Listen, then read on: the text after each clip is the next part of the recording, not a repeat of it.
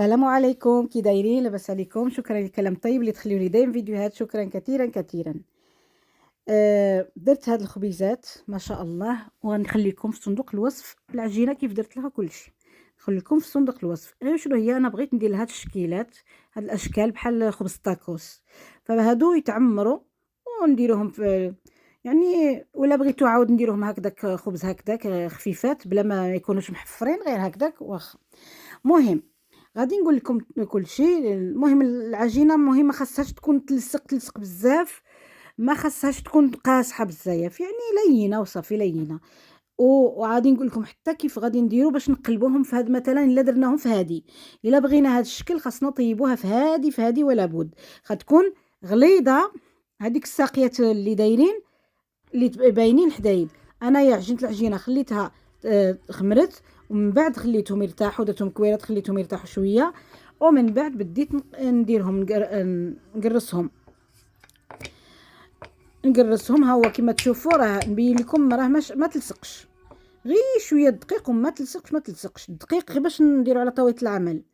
ومن بعد ملي نديرهم غادي نخليهم يرتاحوا ويخمروا مزيان، ما خاصهمش يكونوا رقيقات بحال هكذا. راه من الاحسن الا كانت تورتيجا تورتيلا كما يقولوا لها، هذيك هي. اما الا كان هذاك باش ديري خبز البطبوط، ولا بد خاص يكونوا شويه دايرين غلاضات، يكونوا شويه خمروا هكذاك، وما تقبوهمش في الوسط باش يكونوا فارغين في الداخل.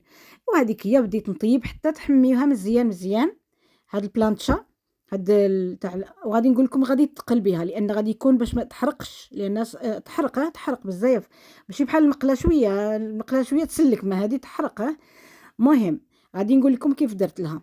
غادي نديروهم الاول يخمروا شويه، من بعد ما يخمروا غادي نديرو دوك الخبيزات.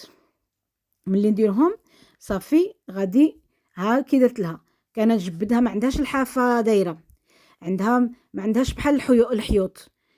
اذا غادي تقربيها تخرجيها شويه، ولا كاين بالمعلقه تاع الخشب عاود تقربيها وعاد تقلبيها. علاش؟ لان باش ما تحرقيش اليدين.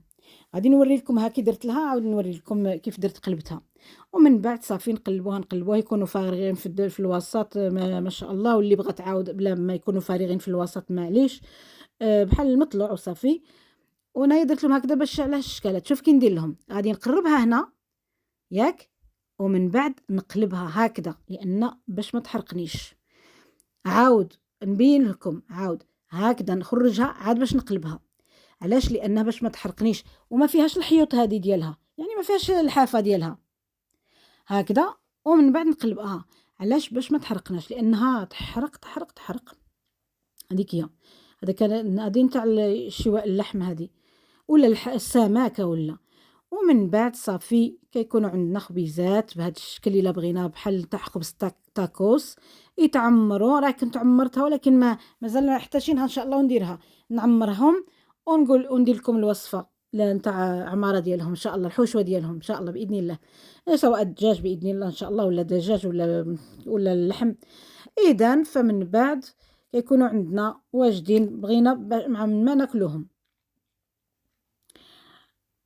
ها هما ما شاء الله تبارك الله. كنت بغيت هذا الشكل، لان هادو ملي نعمروهم بلا ما تضلي عاد تمشي عاد ديري هذيك باش كيما يقولوا الشوايه ديالها بحال الطاكوس. هادو واجدين صافي يكونوا فارغين في الوسط، وصافي يكون عندك هذاك الحشوه، وتعمريهم باللي بغيتي سواء اللحم ولا الدجاج ولا اللي كان. وها هما ما شاء الله تبارك الله. وشاركت معكم هادو باش نعطيوهم واحد الشكل اخر، شكل جديد تبارك الله ياك. هما ما شاء الله. ولكن هذيك بلانشا، سمحوا لي، هذيك شويه خاصها تكون هذوك باينين كما شفتوها. اما الا كانت رقيقه ما دير والو، راه الا بلا وتبان غير فيها شويه دوك الخطوط ما دير حتى شي حاجه. راني جربتها. اما هادو اللي هكذا كيكونوا زينين ما شاء الله تبارك الله. هما ما شاء الله، وفارغ في الوسط باش ما بغينا نعمروه بلا ما نضلوا عاد نعمرو بحال نقولوا خبز التورتيلا. ومن بعد عاد نمشيو عاد نديرو في المقله. كيكونوا عندنا واجدين هادو ما شاء الله تبارك الله. شكرا للمشاهده، سلام.